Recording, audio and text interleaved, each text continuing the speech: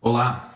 Da última vez que eu estive aqui, eu falei para você de holding familiar, de planejamento patrimonial e planejamento da sucessão, iniciando pelas palavras de Jesus.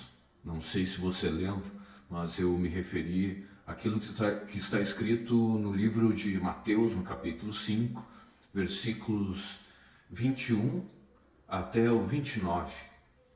E lá, na parábola do sábio e do insensato, eu invoquei os ensinamentos de um grande mestre espiritual, o maior de todas as épocas da nossa humanidade, para te inspirar e inspirar a mim mesmo, no sentido de sermos nós sempre sábios, previdentes.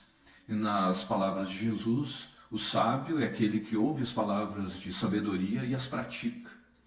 Isso, para mim, no meu entendimento pessoal, tem estreita relação com a nossa vida e a vida jurídica que todos nós temos. E por que eu digo uma vida jurídica que todos nós temos? Porque, evidentemente, todas as pessoas que vivem em uma sociedade civilizada se regem pelas leis daquela sociedade. Nós, enquanto organização humanas, em todo o mundo, desde o início dos tempos da humanidade, estipulamos leis, antes não escritas, passadas de geração a geração através da oralidade. Com a evolução, passamos a escrever as leis, para que todos tivessem conhecimento inequívoco. E hoje, na sociedade contemporânea, as leis evoluíram muito e, é claro, regem toda a nossa vida. A nossa vida civil, do ponto de vista da lei, começa com o nascimento, mas desde antes, na lei brasileira, os direitos do nascituro são preservados e protegidos. Então a gente começa uma vida civil de direitos e deveres com o nascimento, tendo esses direitos resguardados e protegidos desde antes desse nascimento, e se extinguem com a nossa morte, a morte do corpo. Enquanto a gente está vivo, as nossas relações com todas as outras pessoas são regidas pela lei e as nossas relações para com os bens e direitos que nós adquirimos e também com as obrigações que advêm dos próprios bens e direitos que adquirimos, dentre outras obrigações, são regidas também pela lei. Mas além da lei humana, há uma outra lei, ou muitas outras leis, que inspiram sutilmente e intuitivamente a nós seres humanos instituir também leis. Nada vem do nada. Há um mundo todo, um universo de causa e efeito. E eu diria que as leis que nos regem a sociedade humana no mundo são inspiradas pelas leis que o grande Criador de tudo que existe criou para se desenvolver esse universo. A partir do start inicial da criação, tudo decorre de leis eternas e perfeitas, desde a lei da gravidade, do magnetismo, da eletricidade, entre muitas outras, como a própria lei de causa e efeito. E o que nós fazemos através da ciência nada mais é do que descobrir as leis. Tudo é descoberto. Reproduzimos as palavras de Lavoisier: nada se cria, nada se perde, tudo se transforma. Um infinito encadeamento de transformações. E nada se cria, tudo já está posto, apenas vai se transformando. E nós descobrimos as leis e as escrevemos, como Newton fez. Descobriu as leis da física e as escreveu. E modernamente, os pesquisadores da física quântica também vão descrevendo as leis que descobrem. E nós, o que fazemos nesse ambiente todo? Muito melhor para todos nós, ao descobrirmos sabedoria, é praticá-la, analisar as várias coisas que existem ao nosso redor e as palavras que são proferidas e deduzir delas inteligência e sabedoria e, assim sendo, inteligentes e sábias, praticá-las, né? É isso que Jesus queria dizer naquela parábola, né? Sábio é aquele que ouve essas minhas palavras e as pratica. Esse constrói sua casa sobre a rocha. E vai vir a chuva, virão as enchentes, os ventos, e se abaterão sobre essa casa violentamente, mas ela não vai cair, Ao passo que aquele que ouve essas minhas palavras e não as pratica é como aquele que constrói sobre areia, insensato. E aí vem todas essas intempéries da vida, as naturais e as da sociedade humana, se abatem violentamente contra essa casa e esse patrimônio vira ruína. E quão grande será essa ruína? E no mundo jurídico não é diferente. A gente tem todo um arcabouço legal construído ao nosso redor e a gente pode ou não tomar conhecimento, de tal sorte que a própria lei diz que nós não podemos alegar ignorância dela. Devemos conhecê-la e praticá-la. E conhecendo bem a lei, a gente pode sempre tomar atitudes preventivas, nos organizar, evitar problemas, ser previdente, ser sábio e construir a nossa vida respeitando a lei e usufruindo dos benefícios que a lei também nos traz. Um dos grandes benefícios que a lei nos traz, do ponto de vista da organização patrimonial e do planejamento desse patrimônio e da sucessão patrimonial, é o sistema de holding familiar, que eu já disse aqui. Holding familiar a gente pode descrever da seguinte maneira: é uma organização societária do ponto de vista empresarial, porque cria-se 1, 2, 3, 4, 5, 10, 20, quantas pessoas jurídicas nós quisermos, e a depender do tamanho desse patrimônio e da complexidade desse patrimônio, e também da destinação que nós queremos dar a esse patrimônio. E o sistema de holding familiar, como eu disse, além de trazer proteção ao patrimônio, também possibilita fazer a sucessão patrimonial quando chegar a nossa hora, de uma maneira muito mais fácil e muito mais barata, com um custo até 90% menor do que uma doação simples e que um inventário. E do ponto de vista da doação, que sim, é uma boa ferramenta de promoção desse planejamento sucessório, fazer ainda em vida essa sucessão utilizando-se das ferramentas de doação patrimonial. E são ferramentas muito boas que o direito brasileiro construiu. Mas o sistema de holding é muito melhor, porque é muito mais barato e possibilita com que nós não percamos o controle sobre esse patrimônio. De tal maneira que nós podemos construir um sistema societário baseado no modelo de holding familiar, trazer o patrimônio para dentro desse sistema de holding, então fazer um sistema de sociedade no sentido de trazer os nossos filhos, nossos herdeiros e as pessoas que nós queremos beneficiar para dentro dessa sociedade, tornando-os sócios, doando as cotas de participação societária e marcando essa doação no contrato social e também com um belo acordo de sócios, estipulando por consenso as regras de funcionamento dessa sociedade, fazendo um grande acordo de vontades, mas sobretudo contemplando a vontade do patriarca e da matriarca, que vão doar o seu patrimônio através dessa disposição societária e marcando também essas cotas doadas aos seus descendentes,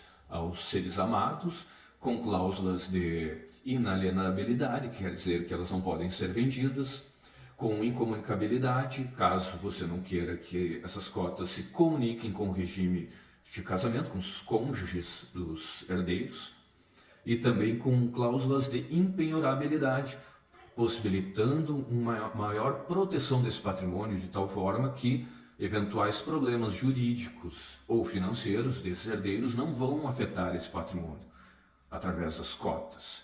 E uma vez que você doou essas cotas, e agora marcadas com essas cláusulas, elas estão protegidas, e como o patrimônio, entre aspas, já não é mais seu, também estará protegido dos seus problemas jurídicos e financeiros. Mas o que diferencia um sistema de holding da doação pura e simples, que a gente pode fazer diretamente desses bens para esses herdeiros, as pessoas que nós amamos? É que você pode marcar essas cotas de participação societária com algumas cláusulas próprias do direito empresarial, como uma golden share, que lhe dá mais amplos poderes sobre essa sociedade, com uma cláusula de call, uma cota de call, que lhe possibilita comprar de volta essas cotas de participação pelo preço pré-estipulado. Você pode definir um preço de recompra, trazendo de volta essas cotas, reassumindo total controle sobre o patrimônio. E isso é muito diferente de uma doação pura e simples, onde você perde definitivamente o controle desses bens. E você também pode marcar com cláusulas de reversão. Isso quer dizer que se acontecer algo muito antinatural, que pode acontecer, né, é um tanto raro, mas não é incomum. Isso significa, o que eu quero dizer? Que na eventualidade de um filho, um herdeiro, a pessoa que você ama falecer antes de você, marcado com a cláusula de reversão, esse patrimônio pode retornar à sua propriedade. Em vez de transmitir com o cônjuge, por exemplo, não, ele voltará à sua propriedade. Tá bem? E se, por exemplo, o patriarca e a matriarca doadores desse patrimônio, dessas cotas de participação societária, um falecer antes do outro, normalmente, numa doação sem uma cláusula específica para isso, esse usufruto, porque isso faltou eu dizer também, você faz a doação dessas cotas, assim como faria de bens diretamente para esses herdeiros, para as pessoas que se amam, com a reserva de usufruto, de tal forma que você continua usando e fruindo desses bens até a sua morte. As cotas de participação societária têm esse mesmo direito, essa mesma possibilidade. E aí você pode marcar também com cláusula chamada de direito de acrescer. Isso quer dizer que se um patriarca ou uma matriarca falecer antes do outro, em vez de a propriedade plena reverter aos donatários, aqueles que receberam a doação das cotas, esse usufruto vai ser transmitido, na verdade, para o patriarca ou a matriarca sobrevivente, de tal forma que eles ficam com o usufruto pleno dessas cotas de participação societária e, portanto, do patrimônio integralmente. E, além do mais, pode-se marcar também com cláusula de mandato de uma maneira que você faça a administração dessa sociedade até a sua morte. Tá? Pode ficar como a pessoa encarregada da administração, com uma administração permanente durante toda a vida e com amplos poderes sobre a sociedade. Tá? E você também deve, nesse momento, marcar essas cláusulas também visando o direito de voto sem a necessidade de consultar os donatários, as pessoas que receberam a doação das cotas.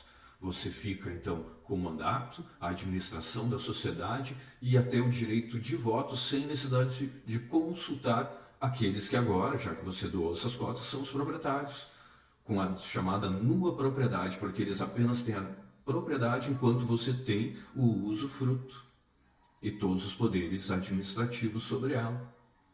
Viu como é sofisticado? Viu como a gente não precisa ter medo de fazer uma organização societária chamada holding familiar. E muito menos medo de perder o controle sobre o patrimônio, porque você preserva total controle e deixa esse sistema projetado para ser fácil e muito mais barato quando chegar a hora de transmitir esses bens. E essa economia, como eu disse, pode chegar até 90% em relação ao inventário. É muito melhor. Além do mais, pensa bem, além da economia financeira e da preservação do patrimônio que se faz com essa economia e a proteção que se dá através desse sistema a esse patrimônio, você poupa os herdeiros e as outras pessoas que não são necessariamente consanguíneas, herdeiros necessários, as pessoas que você quer beneficiar por liberalidade, de grandes dores de cabeça. Porque quando eu me refiro à questão da sabedoria, da prevenção que o direito nos possibilita, eu me refiro sendo mais claro, mais expresso, aos processos judiciais. Porque se você vai fazer um inventário através de um processo judicial, isso é uma grande dor de cabeça, além da burocracia e do alto custo que um processo judicial vai ter, tá? Porque vai ser esse custo processual vai ser relativo ao volume patrimonial e pode ser bem caro, assim como um processo extrajudicial também é muito mais rápido que o judicial, mas também não é tão rápido assim, e é caro igualmente. E é muito caro mesmo. Pode ultrapassar o custo de inventário ou até mais de 50% do valor total do patrimônio. Tudo depende de como isso vai ocorrer, além de muita dor de cabeça e burocracia. O próprio custo de advogado é alto. Aqui no estado do Rio Grande do Sul, esse custo pode ir de 8% até 11% do patrimônio a ser transmitido. É caro, né? E esse não é o único custo, né? Tem o imposto da morte, né? Imposto de transmissão, causa-mortes ou doação, que é bem alto também, além do ganho de capital. Tá?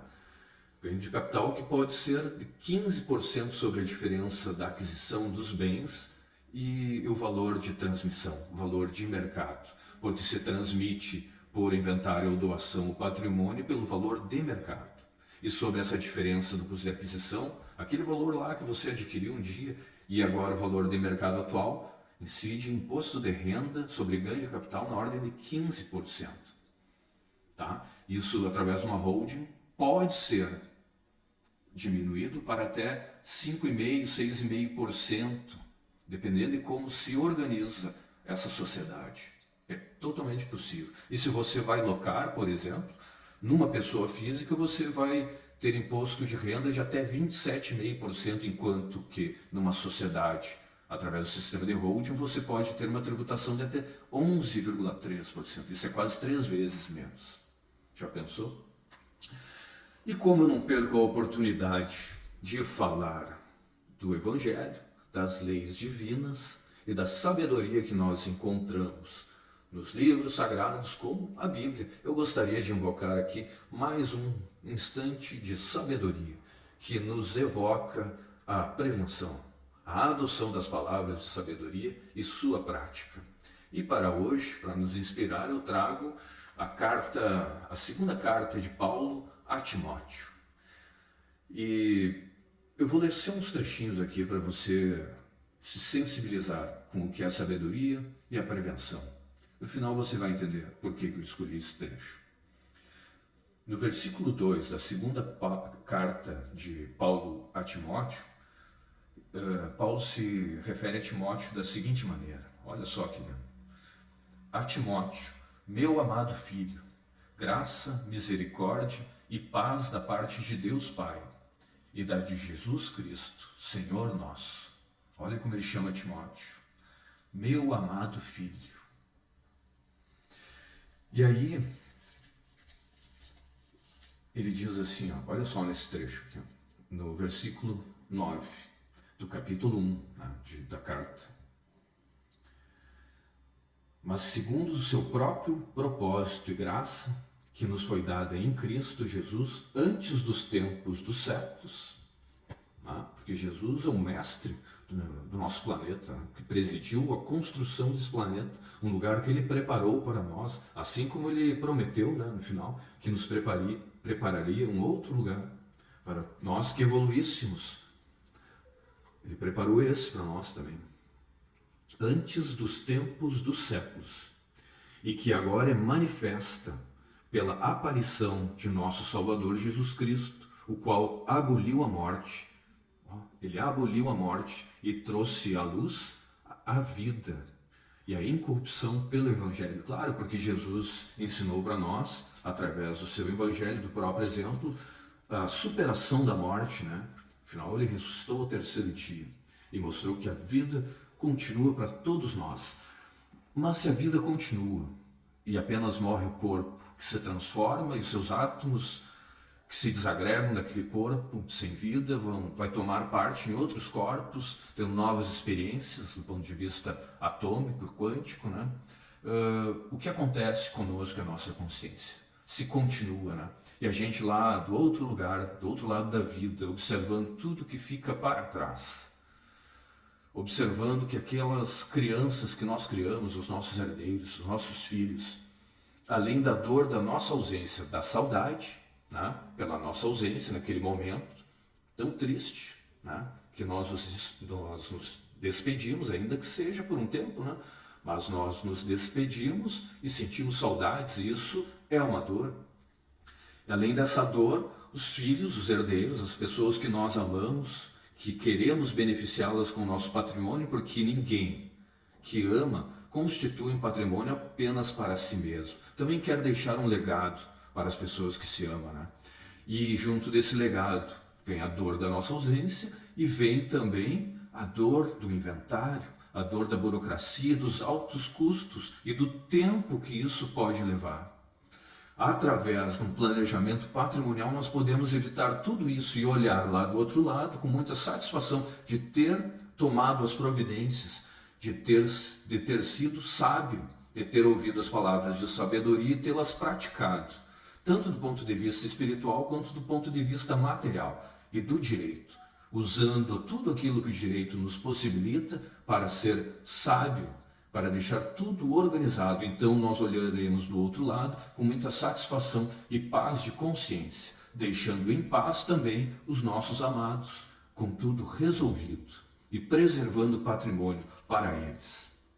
Aí quando nós chegamos no capítulo 4 da segunda carta de Paulo a Timóteo, nós vemos aqui no capítulo 21, olha só, deixa eu virar aqui para a página do capítulo 4, versículo 21, onde Paulo fala para Timóteo: procura vir antes do inverno. Vou ler só essa parte. Procura vir antes do inverno. Por que Paulo pedia para Timóteo vir antes do inverno? Porque ele sabia que a sua hora, a hora dessa vida para ele, estava chegando ao fim, né? Logo em seguida, após mandar essa carta para Timóteo, ele foi preso pelo imperador romano e foi sacrificado, né? E quando Timóteo chegou, ele já não estava mais aqui. Será que se Timóteo tivesse chegado antes não teria sido melhor? Se ele tivesse ouvido as palavras de Paulo, podia ter vindo, né? E esse inverno ao qual, filosoficamente, Paulo se refere também, são os invernos da vida. É melhor que a gente se prepare para os invernos da vida, que a gente tome as medidas de sabedoria e nos preparemos. E sempre busquemos preservar as nossas relações, não é mesmo? Que a gente sempre se despeça dos nossos amados, quando a gente vai visitar o pai, a mãe, quando a gente vai visitar os filhos, as pessoas amadas, as pessoas queridas, a gente se despeça com todo o calor, com todo o amor. E sempre nos lembremos deles, demos um telefonema, demos uma carta, demonstremos afetividade, porque as relações não são apenas consanguíneas, devem ser também afetivas, né?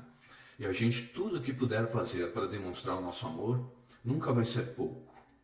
Acreditemos nisso e ouçamos as palavras de sabedoria e as pratiquemos, para, como nos ensinou Jesus, sejamos sábios e construamos as nossas relações, as nossas afetividades e o nosso patrimônio sobre a rocha, para que as nossas edificações sejam aquelas que duram séculos e principalmente estejam alicerçadas na rocha da consciência tranquila, da pessoa previdente, da pessoa sábia, que eu sei que você também é. Tá bem?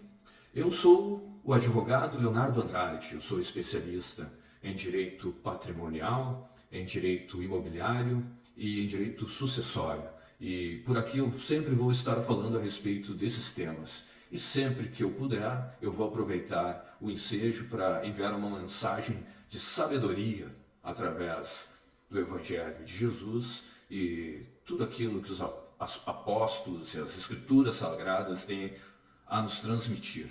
E eu creio que tudo isso é muito importante. E eu amo muito falar isso para você.